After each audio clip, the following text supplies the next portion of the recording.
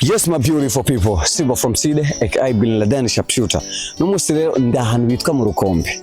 My beautiful people, ukomeza gukurikana Eric Burundi TV, the first channel in the world. Ukomeze kubona ibiti ahantu henshi hatandukanye.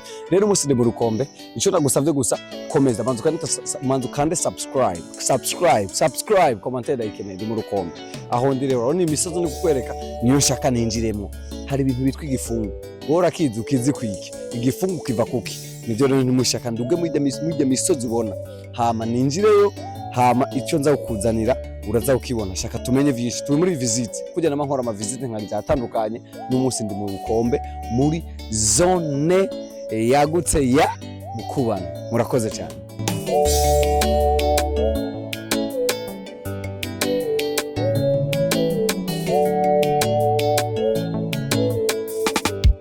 Muri rwa rwendo nyene ahanshitse amazi numvise ngo bayitwa Rutembiguye.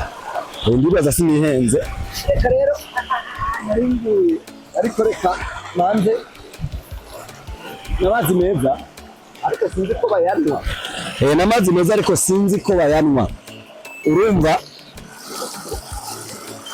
n'amazi meza cyane asa neza.